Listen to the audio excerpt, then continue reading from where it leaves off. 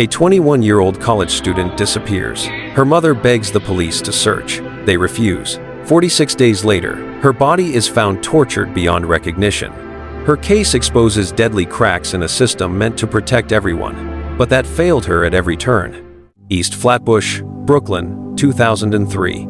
It was not the gentrified borough we know today. It's a working-class America of Caribbean families from Guyana, Jamaica, and Haiti, juggling multiple jobs, sending their children to good schools, building community through churches, block parties, and tight family bonds. But it was also a place where violence was never far away. Drug houses were fully operational. Young women were harassed and followed. Born October 9, 1981 in Georgetown, Guyana, Ramona was the daughter of hardworking immigrants struggling to build a future. When she was 8, her family packed 2 cases and moved to New York City. Her mother worked 3 cleaning jobs. Her father took any construction work he could. Her parents were determined to offer her a better life. From the moment she stepped foot in America, Ramona embraced opportunity with the kind of determination adults admired. She excelled academically all the way through high school, never earning less than an A. She was always at the top of her class.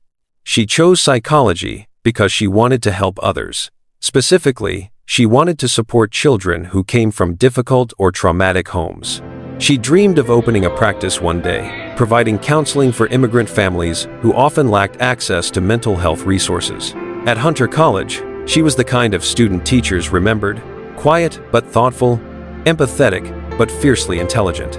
She spent hours studying in the library, volunteered at a local daycare, and even used her limited earnings to buy Christmas gifts for her family.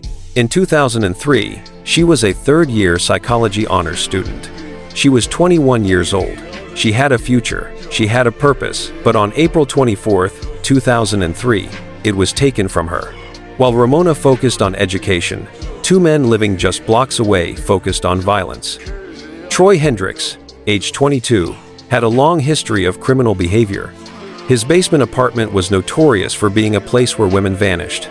He carried himself with a disturbing confidence, someone who believed he could do anything and never face consequences.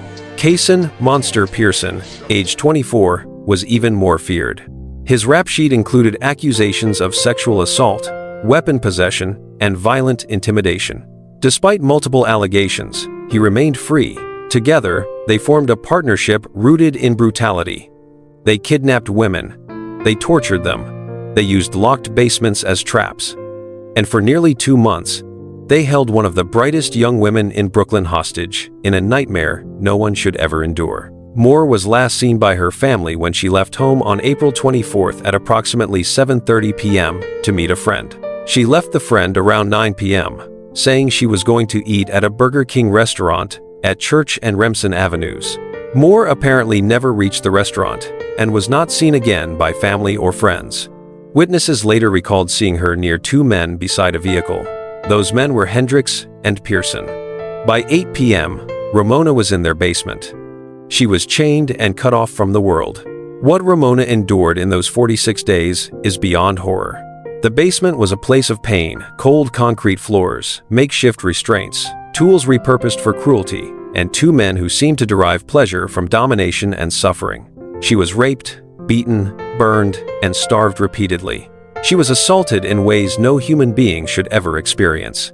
A man named Raymondo Jack came to the apartment, saw Ramona alive and chained, and instead of calling the police, he left.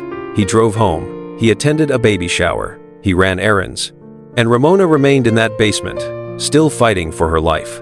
When Moore's mother reported her missing the next day, the police said that perhaps the girl was with friends, declining to open the case despite the mother's protests about knowing her daughter's habits. The family posted their own photos and flyers in the neighborhood, hoping to gain information about Ramona's disappearance.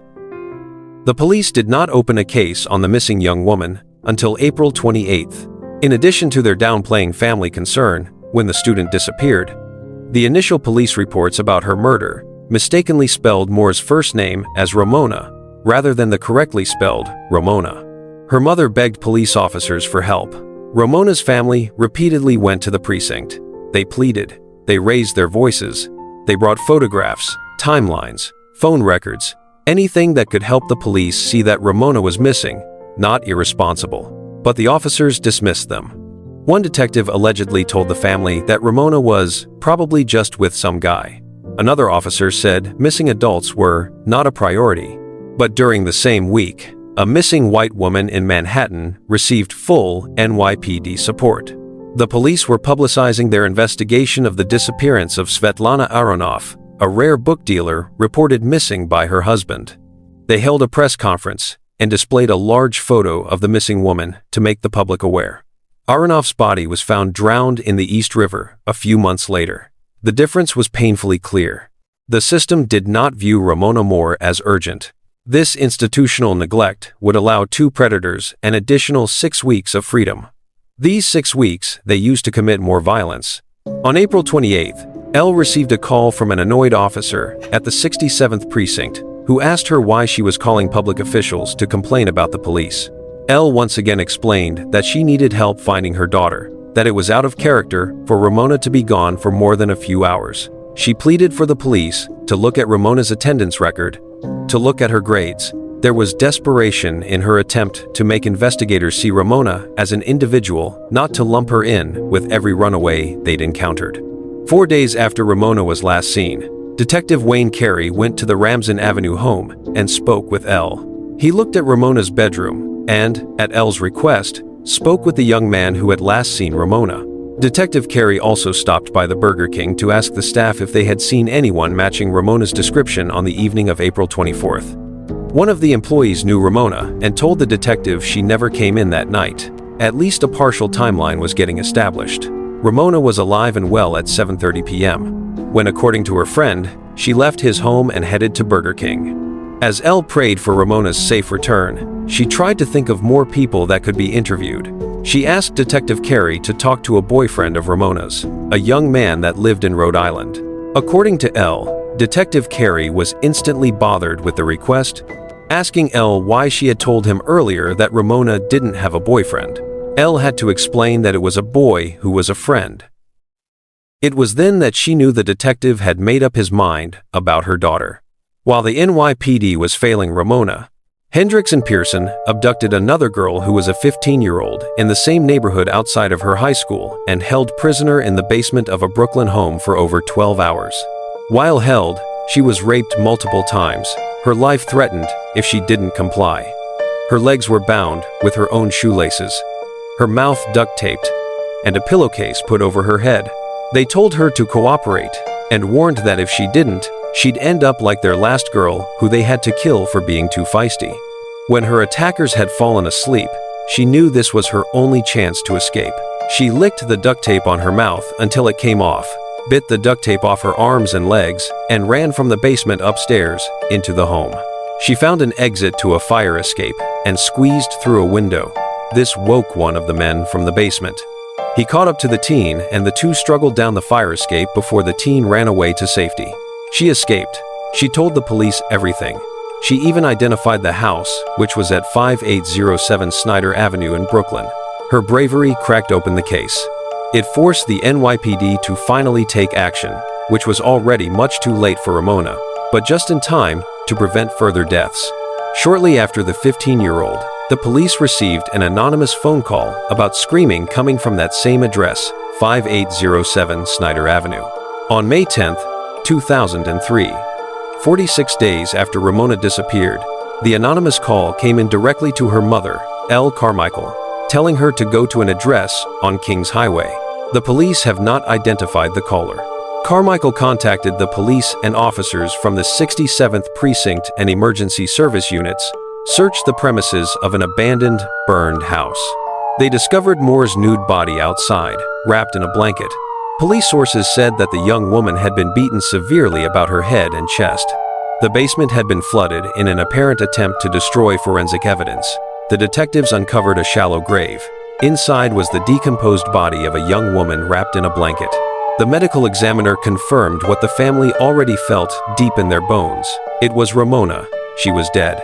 She was burned with cigarettes, beaten with a barbell, and slashed with a saw. When officers responded at the multi-family brick property, they were prepared to meet the 15-year-old abductors. The front door opened, and Troy Hendricks appeared with a gun in his hand. After a 2-hour standoff, Troy was taken into custody. That same day, Detective Wayne Carey received a call from sex crimes detective Woody Simmons. Simmons confirmed that the man that had just been taken into custody, Troy Hendricks, was one of the two suspects in the rape of the 15-year-old girl.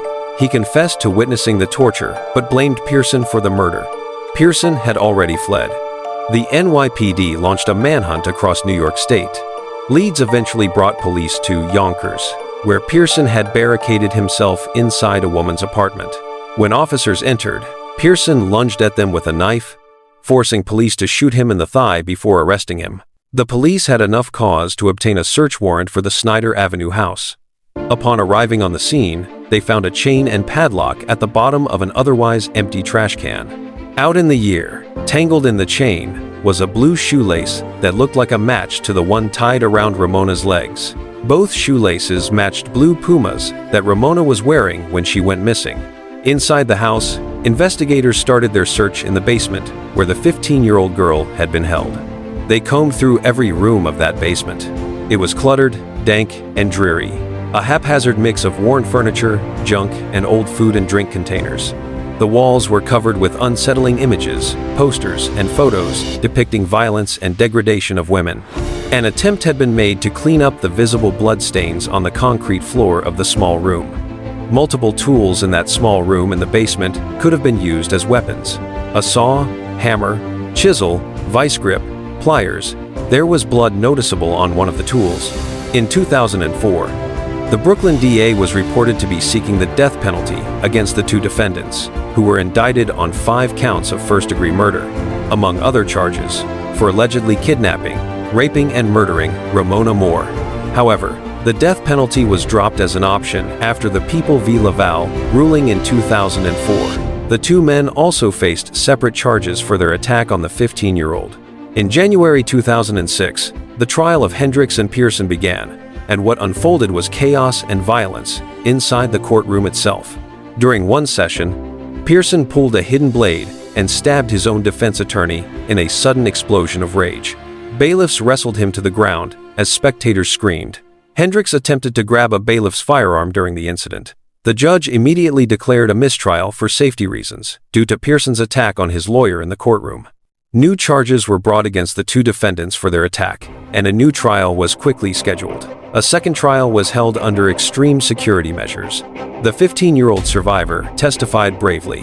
Raymondo Jack, a friend of Hendricks and Pearson, testified to seeing Moore chained and held as a captive by Pearson and Hendricks in the basement of a house, but at the time did not report this to the police. He went to a baby shower and later returned home to Maryland.